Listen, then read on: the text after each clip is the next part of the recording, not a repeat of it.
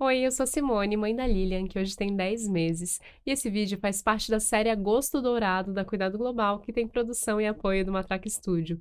Agora, no Agosto Dourado, a gente está conversando com várias mães para entender diferentes experiências e diferentes realidades sobre a amamentação. E hoje eu tô aqui com a Isabel, que é jornalista, educadora física e mãe do André e da Lara. Oi, Isabel, muito obrigada por aceitar esse convite da Cuidado Global e estar aqui com a gente hoje. Oi, tudo bem?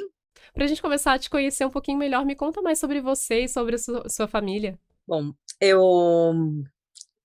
tenho 44 anos, né? Eu fui mãe, tive uma gestação com 32 anos. Infelizmente, eu tive um aborto espontâneo por volta das 10 semanas.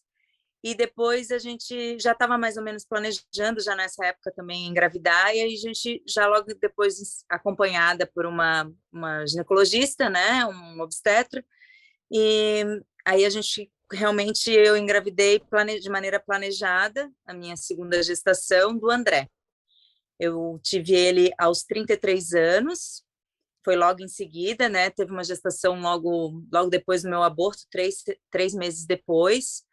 E em relação à amamentação, eu tinha bastante preocupação de, de não ter leite, de empedrar, de ter dor, Uhum. enfim. Então, eu li bastante sobre, como várias mães, sobre o sono, né?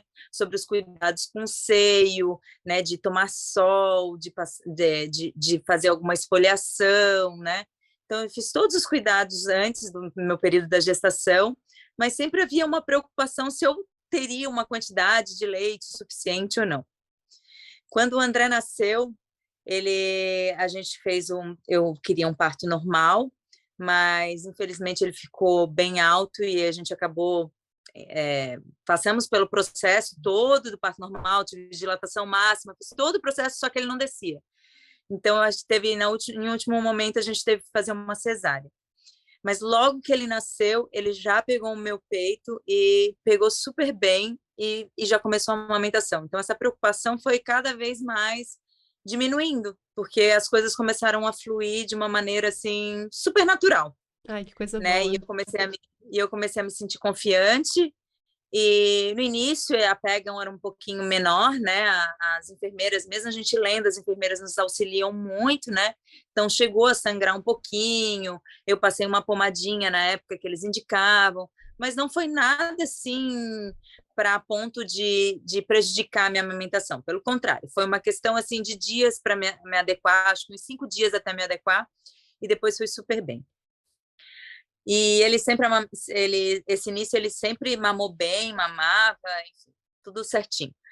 Entretanto, teve lá pela próximo, sei lá, algumas semanas depois, agora não me recordo, ele começou a ter um refluxo muito grande. Então ele chorava muito para amamentar. Toda vez que ele mamava super bem, mas toda vez que ele mamava, ele começava a chorar. E aí a gente foi procurar alguns médicos para ver o que estava acontecendo, sabia já da possibilidade do refluxo. Então, a médica nos orientou, né, primeiro, para fazer uma dieta, para ver se ele tinha alguma alergia ao leite, alguma coisa nesse sentido, e segundo, por conta do refluxo. Então, a gente sempre amamentava ele começou a mamar muito pouco, ele mamava várias vezes, mas muito pouco, em torno de 1 a 2 minutos só, né, e eu tinha que ficar em torno de 40 minutos com ele no colo para ele arrotar. Então foi um período assim meio preocupante ao mesmo tempo, mas eu sempre gostei de amamentar. Então mesmo com essa, digamos, essa dificuldade inicial, ele mamava bem, né? E os médicos falavam, não, porque é natural, algumas crianças elas têm uma imaturidade do sistema digestivo, né? Então, no caso do André, quando ele sentar lá pelos 6, 7 meses, isso vai melhorar. Só que a meta inicial era que a amamentação é, exclusiva seria até os 6 meses, né? Porque eu voltaria a trabalhar. Então, esse período realmente foi bem desafiador, mas ele continuou mamando, mesmo chorando, né? Foi um período assim que, além das cólicas, tudo, né? Mas a amamentação, ele ganhava, o que me deixava tranquilo é que ele ganhava peso, em relação, tirando a azia, esse refluxo, o resto, tudo ele foi super tranquilo. Mamava, ganhava peso, não estava doente, Então, eu me mantive é, dentro da minha proposta, assim, né, de amamentar. E depois, realmente, depois que ele sentou, foi um período, assim, que entrou alimentação, mas eu continuei amamentando, e ele sempre foi muito mamão, assim, né, mamava bastante. E começou a cada vez mais facilitar a minha vida, né, e ficar tudo mais fluido, assim. E ele mamava sem refluxo, então ficou uma amamentação muito mais gostosa. Mas esses até os primeiros 6 meses, realmente foi um desafio, né? Que eu achava naquele momento, para mim, foi o meu maior desafio com o André. E até porque ele acordava muitas vezes à noite e mamava pouquinho. Então a Uhum. gente tinha que dar mamar 2 minutinhos, e aí eu tinha que ficar acordada durante 40 minutos com ele em pé. Então, Nossa. para mim, a noite era bem cansativo por conta disso. Mas o meu marido também me auxiliava, eu nunca tive problema de sono, então eu dava mamar às vezes, aí eu trocava com meu marido, ele ficava esse tempo e eu ia dormir, e a gente se revezava. E assim foi até os primeiros 6 meses. Então sempre tinha aquilo ali, né, é difícil, mas vai logo passar, né, ele vai amadurecer e vai passar. Então a amamentação com o André foi eu considero muito tranquila, foi o único ponto mais desafiador para nós, né, essa questão do refluxo dele, né, que foi um pouco angustiante, porque ele chorava, um momento mais de aconchego, e ele chorava bastante. Mas ele nunca ficou doente, ficou sempre super bem. Ai, que coisa boa. E você seguiu amamentando ele até depois dos 6 meses, seguiu complementando, ou ele foi direto para Não, introdução alimentar com alimentos sólidos? Como é que foi esse processo?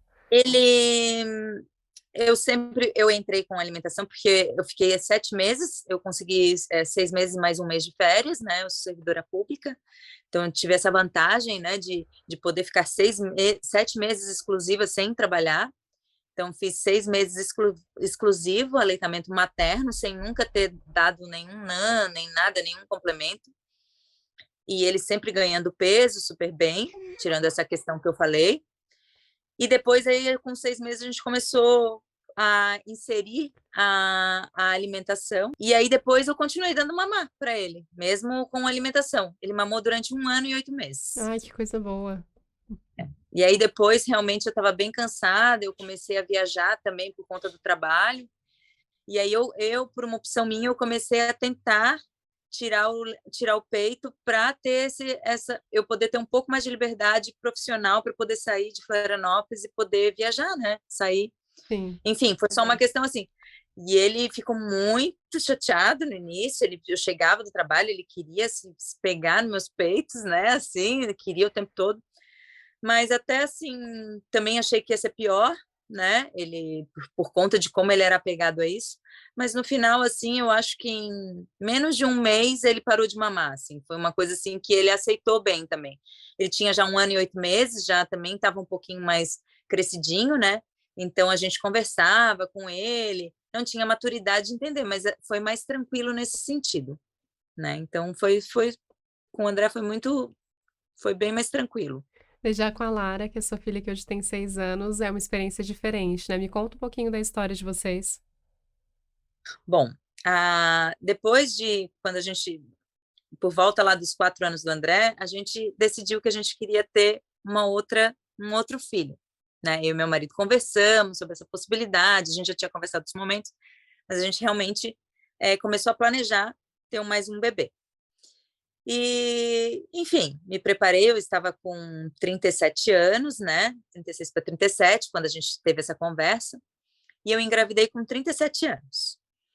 É, fiz acompanhamento com doula, com médico também, queria parto normal, aquela história toda, né?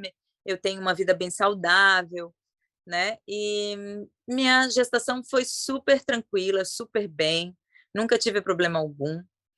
E quando a Lara nasceu, ela teve um desconforto respiratório logo depois de nascer, ela foi parto normal. E, e os médicos falaram: nós vamos ter que levá-la para observação na UTI por causa desse desconforto respiratório. Vamos ver o que acontece. E tu vai para o quarto e amanhã tu vai, a princípio, vai vê-la, né? E amanhã a gente dá um retorno. E aconteceu assim. Então, logo que ela nasceu, teve esse desconforto, então ela não mamou no meu seio. Essa segunda gestação, eu já não estava preocupada com a amamentação, eu estava preocupada com outras coisas. Como o André dormia muito mal, eu pensava assim, nossa, eu quero uma criança que durma um pouco melhor, né? Que não chore tanto quando mama, né? Espero que ela não tenha um refluxo. Mas, enfim, eram outras preocupações. Quando a Lara nasceu, aí eu soube no dia seguinte só. A Lara, ela nasceu 00:30, foram 12 horas de trabalho de parto, né? Realmente, né? Trabalho de parto. E aí, no dia seguinte, ela nasceu 00:30, e no dia seguinte eles levaram ela para a UTI. 8 horas, a médica veio me falar que ela tinha algum problema, porque ela estava convulsionando. Ela convulsionou 1 hora depois de ter nascido, então, estava tendo crises repetitivas. Então, ela ia ter que ficar internada para observar o que estava acontecendo, e eles também não sabiam, iam fazer exames nela, já tinham tirado o líquor para ver se ela tinha meningite, estavam levantando várias possibilidades. Então, naquela época foi bem difícil, porque nunca, durante a gestação toda, foi observado nenhuma convulsão, nada, não tinha nenhuma alteração. Então, lá, de repente, ela podia estar com uma hemorragia cerebral, podia estar com meningite, podia estar com um monte de coisas. E aí, eu só quis ir para a UTI, logo que 8 horas, quando a médica me passou. E aí elas começaram a trazer um monte de informação. Eu estava meio que em choque, sem saber, né? Ela nasceu também dentro do prazo, com 37 com, eu não me recordo agora se foi 38 semanas, mas não foi prematura, estava tudo normal também. E, enfim, só que tinha todo esse quadro de convulsão que eles não sabiam o que estava acontecendo. E aí, em relação à amamentação, como ela estava convulsionando, ela cansava muito. Então, ela praticamente convulsionava e dormia, Uhum. porque dava um desgaste muito grande para ela. Então, ela estava muito fraquinha e com pouco peso. Então, esse período, essa primeira noite que eu fiquei longe dela, da meia-noite até as 8, eles deram um suplemento, um NAN para ela, uma coisa assim. E aí, depois eles vieram conversar se eu gostaria de amamentar ou não. E eu falei que sim, que eu gostaria, porque aí eu falei se precisava ter alguma alimentação, né, restritiva, alguma coisa nesse sentido. E eles falaram que a princípio não, que eles iam observar também se precisaria alguma coisa, mas a princípio eles estão observando porque eles não tinham nenhum retorno, nem eles sabiam o que poderia ser. E aí eu resolvi, eu sempre colocava ela no meu peito, eles sempre, desde o início, desde o primeiro dia, eles deixaram eu pegar ela no colo, porque ela não tinha, apesar de convulsionar, ela não estava dentro do peso, tudo. E ela tinha uma sonda na época, porque ela era muito fraca, não conseguia sugar o meu peito, então eles estavam dando pela sonda o NAN. E aí eles falaram, mas se tu quiser amamentar, vamos botar ela sempre no teu peito, mesmo com a sonda, para ela começar a ter o hábito de sugar o teu seio. Então eu sempre colocava de 3 em 3 horas ela no meu peito para sugar. E ela sugava 1, 2 vezes, 3 vezes, mas toda vez que era o momento da amamentação, que eles chamavam as mães que estavam com crianças, seus filhos na UTI, para ir lá e botar. E cada uma decidia por si, né? Enfim, cada situação era particular. No meu caso, eu botava sempre ela, deixava ela, e mesmo quando ela não amamentava no meu peito, e ela dava 1, 2 sugadas, que praticamente não pegava nada, porque não tinha força, eu botava ela no meu peito e eles davam pela sonda o leite, o meu leite. Então eu comecei a tirar para eu produzir leite, comecei a tirar com uma bomba me emprestaram lá, uma outra, as mulheres, as mães ali foram muito solidárias, me auxiliaram muito, as enfermeiras também. Então, me falaram, eu nunca tinha passado por esse processo de retirada de leite, também tive que aprender, né? O início sempre é um pouco mais um desajuste, mas por eu já ter amamentado também me facilitou, né? Então, eu tirava sempre o meu leite, deixava ele reservado corretamente lá, conforme a orientação. E depois, na hora de dar o leitinho ali, eles davam o meu leite para ela via sonda e ela no meu peito. Então, ela mamava também no meu peito, mesmo sem sugar o meu peito. Então, ela mamava ali no aconchego e tanto. E aí, eu lembro que logo no início eu conheci a Mariângela, que é uma fisioterapeuta, né, que ela soube, a minha sogra que fazia, que conhecia ela, então ela soube ela chamou para vir lá, porque ela já fazia fisioterapia lá na UTI, né, que era uma pessoa muito conceituada, enfim. Então ela foi lá ver e aí começou, ela fez várias orientações, só que na época, né, não se podia vir qualquer profissional, existiam os profissionais conveniados do hospital. Então, da clínica lá, só podia aqueles profissionais que já tinham convênio. Então, a gente decidiu que logo que ela saísse da UTI, a gente iria começar com a fisioterapia para a Lara, que ia auxiliar em de maneira mais ampla, né? Não só na amamentação, mas todas as dificuldades que vierem que a fisioterapia e que o RTA pudessem auxiliar. Então, isso auxiliou também, porque a parte toda respiratória, né, auxiliou ela. E eu nunca, desde ela ficou 23 dias internada na UTI, depois nós fomos mais uma semana ficamos no hospital infantil na parte neurológica. Todas as vezes, a Lara, em nenhum momento, ela sugou mais de 1 minuto o meu peito, porque ela não tinha condições, porque todos os dias ela convulsionava várias vezes por dia.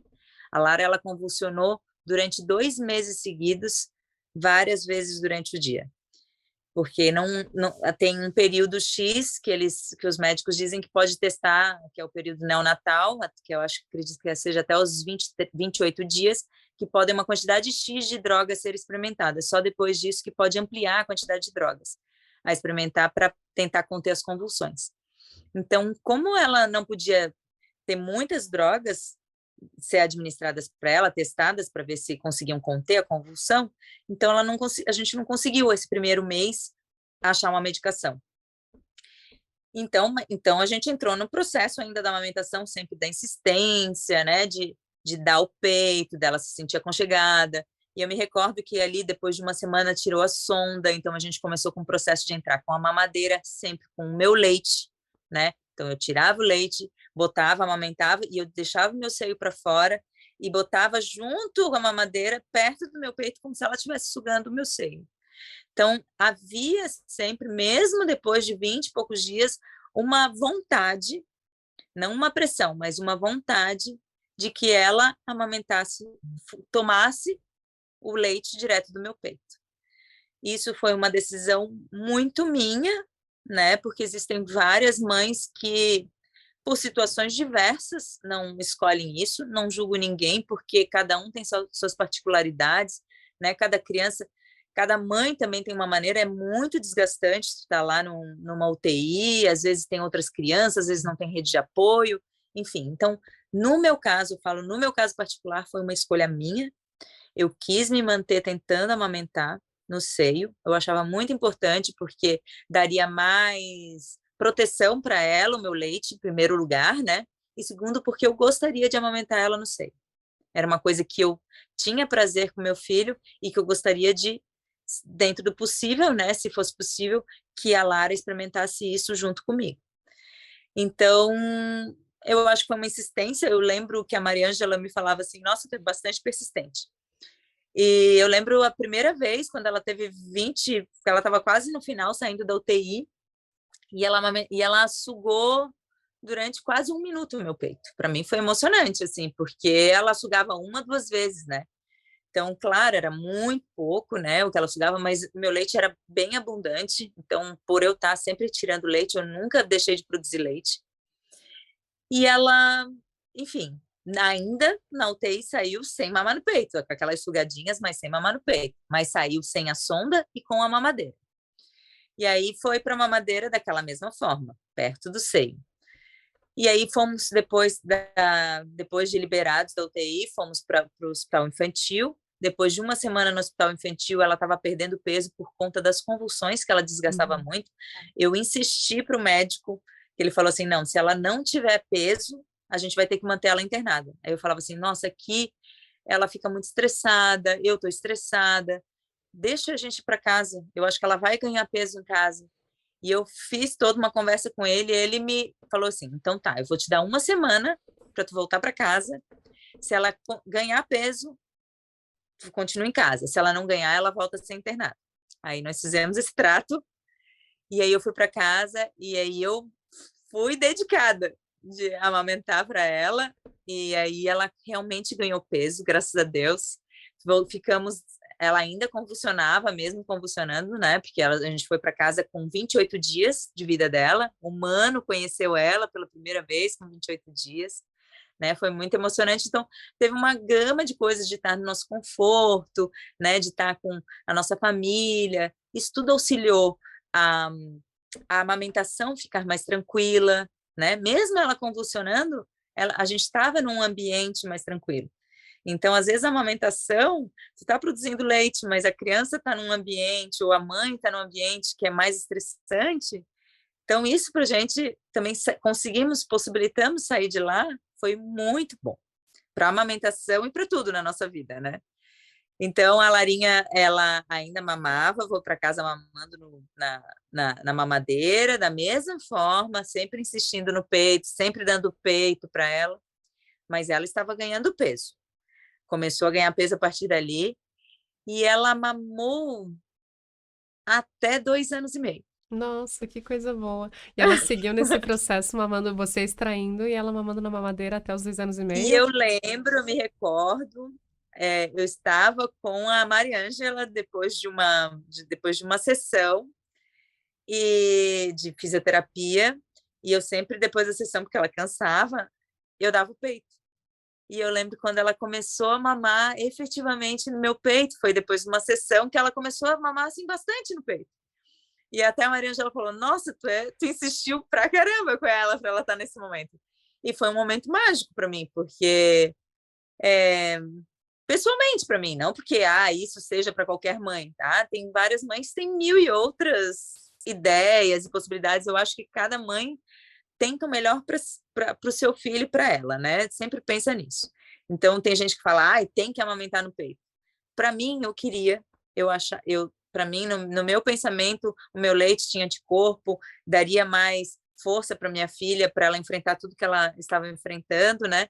Então, se eu estava produzindo leite, se para mim era um momento de prazer, mesmo um momento desafiador, porque eu não sabia se ela ia conseguir amamentar, então eu lembro que depois de quase 2 para 3 meses que ela começou a pegar o meu peito. Então, foi 2 meses de insistência para ela efetivamente começar a mamar no meu peito, para dizer, agora ela está mamando no meu peito. Ai, que bom. E Né? depois ela seguiu mamando no E peito até depois os ela 2 anos e mamou. meio. Que lindo. Isso. Foi E, muito bom. e como é que foi pra ti, Isabel, como é que foi a tua rede de apoio nesse momento? Porque pelo que tu falou, claro, é um momento muito estressante, muito difícil, com a questão da UTI, da saúde dela, seria muito fácil ir pelo caminho da fórmula e não insistir na amamentação. A tua rede de apoio realmente estava ali do teu lado nessa insistência que tu tinha, né, nessa vontade de fazer com que ela mamasse no teu peito, eles estavam te apoiando?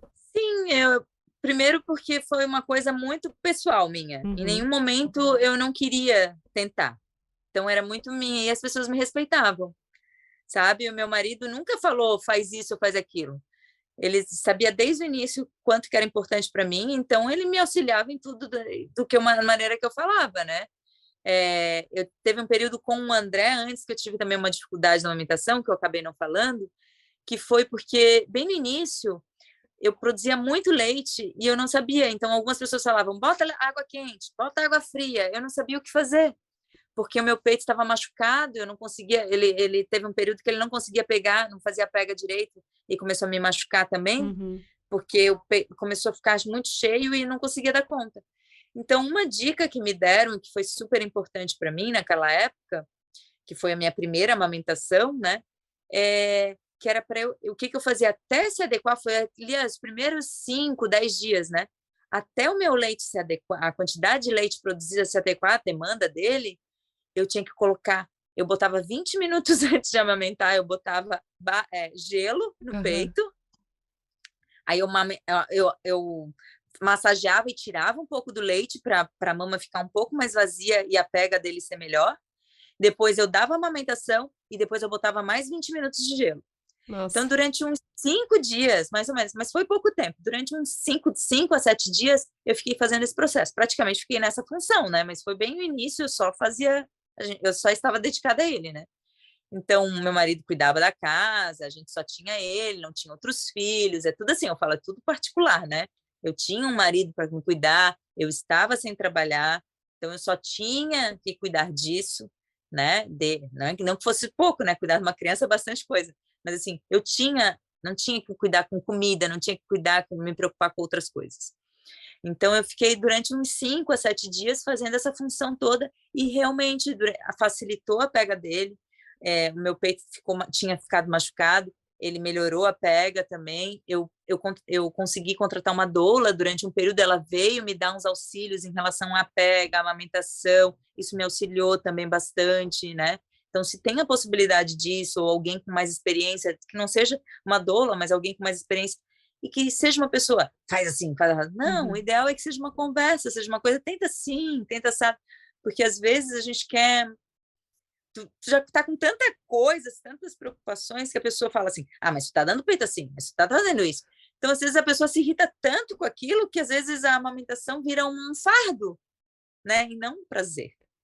Então, para mim foi muito legal, porque eu tive um contato com essa doula que me auxiliou nisso, eu tive essa dica, né, em relação ao peito, porque o que eu fazia antes, eu colocava água quente, esvaziava o meu peito, mas depois ele enchia mais ainda, então era terrível. Então, Estimula para mais a mim, a água produção, né, a água então, para quente. mim, água quente de jeito nenhum. Não sei se alguém tentou e deu certo, mas para mim o que funcionou foi o gelo antes, a massagem para tirar um pouco, esvaziar um pouco o peito, depois a amamentação dele e depois mais gelo. Então, isso durante um tempo fez até a minha quantidade, meu corpo se adequar à quantidade de demanda dele e depois não precisou mais, depois só o André mamando era o suficiente. Então, teve essas duas dificuldades. Essa inicial mesmo do peito, que é um pouco apavorante, porque é bem no início, a gente já não sabe cuidar da criança, não sabe um monte de coisa, né? Mas no final vai se foi se adequando. Ainda para mim, eu não digo, eu falo pela minha experiência. Para mim, eu consegui me adequar, ele conseguiu se adequar, então foi muito tranquilo. E em relação ao refluxo, foi um desafio, mas em relação, eu falo hoje em dia, em relação à Lara, o desafio maior foi muito depois. Sim. Então, assim, a amamentação, que foi uma grande preocupação no final, não representou dentro das minhas preocupações nada, foi muito mais prazer, graças a Deus, do que qualquer outra coisa, né. E você estava me contando sobre a história da Lara e, no fim, qual o diagnóstico que os médicos chegaram? Eles conseguiram ter uma conclusão? Sim, sim. A gente no início tinha muito tratamento particular com ela. Então o neurologista, ele falou que o ideal era fazer um painel, um exoma, que fala, que é um exame de todo o mapeamento de todos os genes, porque ele achava que poderia ser uma alteração genética, né? Porque já tinha feito outras, ela não tinha uma estereotipia, assim, por exemplo, criança com síndrome de Down tem uma estereotipia característica, ela não tinha de algumas síndromes, né? Eles têm umas características específicas que já apontam. A Lara nunca teve uma característica que apontasse para uma doença. Ela tinha a característica da epilepsia. E Uhum. como ela tinha muitas crises, né? Ela chegou a ter 11 crises num dia, né? Então era muita coisa. Quer dizer, para mim, eu não sei, tem várias crianças que têm convulsão e que convulsiona 50 vezes por dia. Mas para mim, 11 crises num dia, ela tinha em média de 6 a 7 crises por dia até os 2 meses, uma média. A gente tinha que fazer porque depois o neurologista pediu para a gente acompanhar as crises, o tempo das crises, né? Ou como é que ela anotar todas as características, cronometrar tudo para repassar para ele. Enfim, então a gente, aí ele pediu para fazer esse painel, esse exoma, aí só que ele custava na época, a Lara nasceu em 2016, R$ 12.000. Nossa. Então era um dinheiro que a gente até teria possibilidade de fazer, não impediria, mas não é um dinheiro fácil para a gente conseguir, né? Então que ele falou assim, mas como ela tem uma característica de epilepsia especificamente, nós podemos fazer um outro exame, um outro que é o painel de epilepsia, que ele só mapeia alguns determinados genes que têm relação com a epilepsia. Só que o problema desse exame é que se não der nesse, tu vai ter que fazer o exoma depois. Então, se apresentar esse, ele é mais barato, o painel de epilepsia. Ele era eu acho que a gente gastou R$ 7.000 na época. Então, em vez de 12, gastaria 7. Só que se não aparecesse nada nesse, a gente teria que fazer o Exoma depois. Gastaria mais 12 mil. Só que, enfim, ele falou que achava que realmente, se fosse alguma coisa, sairia no para ele até orientou. Ele falou toda essa história para nós, né? Essa possibilidade, mas ele falou assim: eu faria primeiro o painel de epilepsia. E a gente fez, então saiu com 1 ano e pouco, a gente descobriu que ela tinha uma síndrome, uma doença rara, chamada encefalopatia epilética do gene KCNQ2. É uma doença super rara, tem 41 mil casos registrados no mundo todo. É uma alteração do gene do cromossomo 20, que é uma canalopatia, né? De maneira bem simples, tem uma alteração no canal de potássio, um deles, que é o KCNQ2, esse canal de potássio, né? Porque se tivesse de todos os canais de potássio, ela morreria, né? Não conseguiria fazer as coisas, nem as mais básicas, como respirar. Então, só com aparelhos, né? E então esse canal de potássio ele é alterado, né, geneticamente. Então o canal de sódio ele permite isso no sistema nervoso, né? Porque ele interfere em todas as células. Mas no sistema nervoso, para o desenvolvimento dela, o canal de sódio ele permite que o estímulo nervoso chegue no neurônio.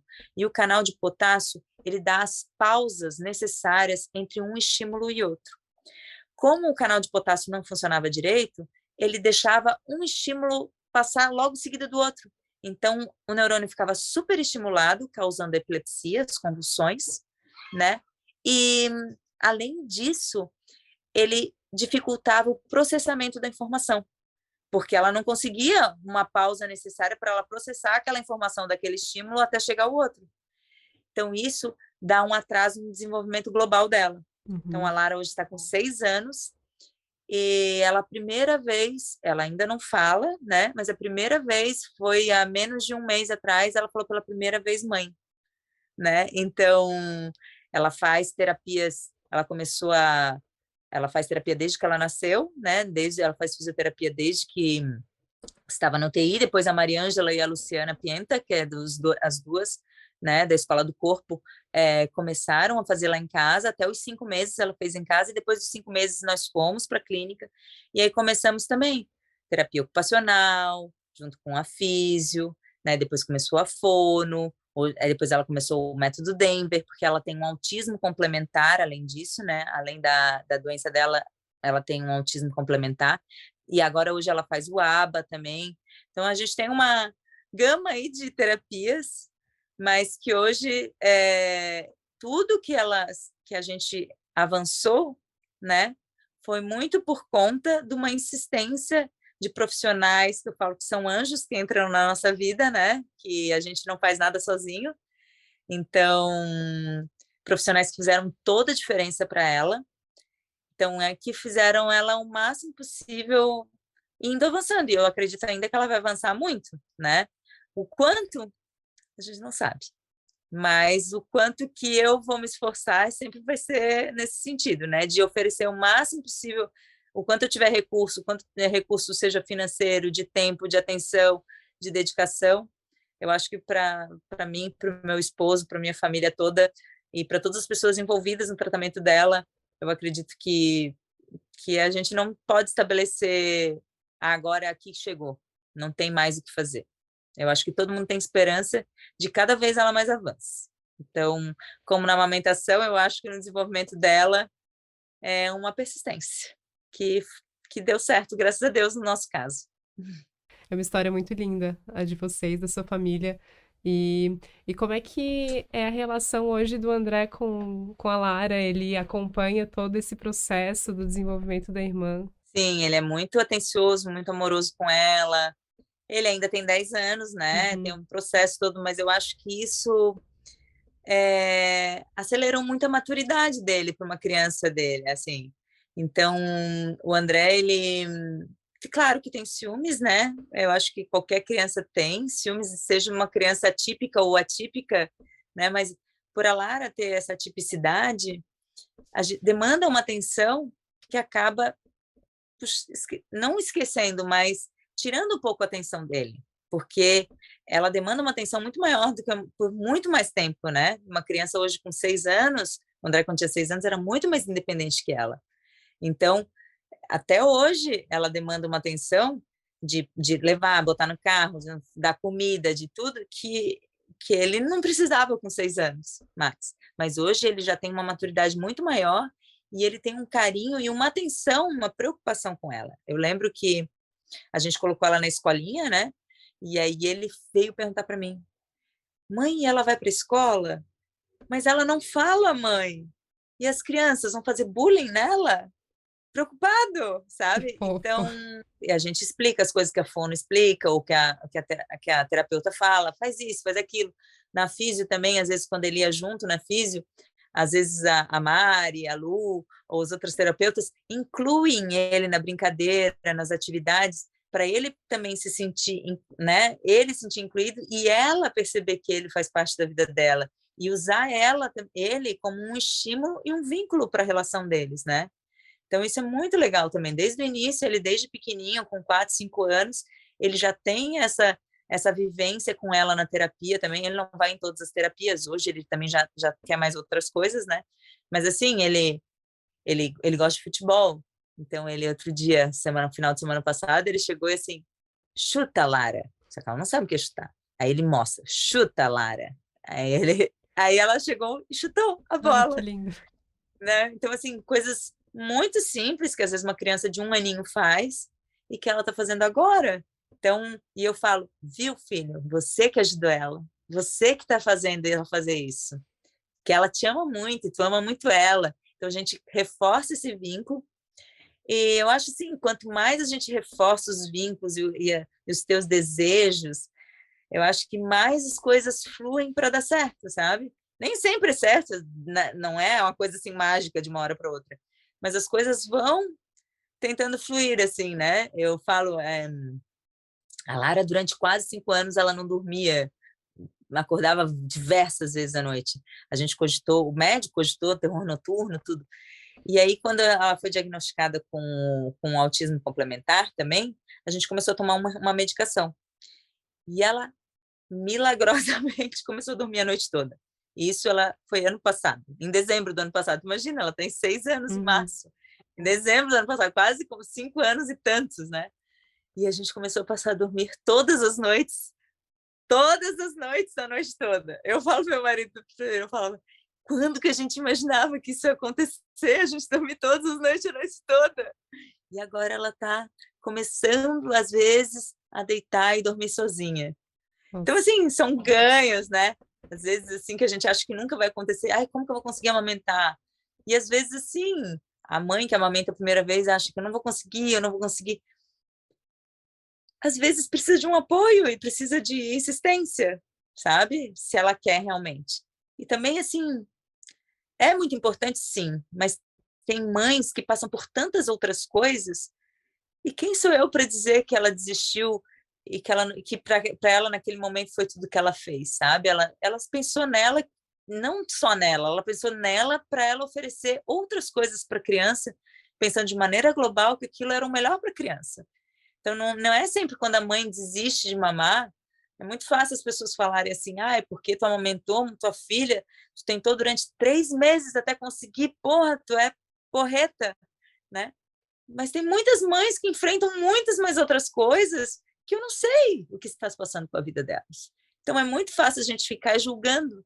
Na realidade, as mães, as mulheres, já basta quando elas não têm rede de apoio.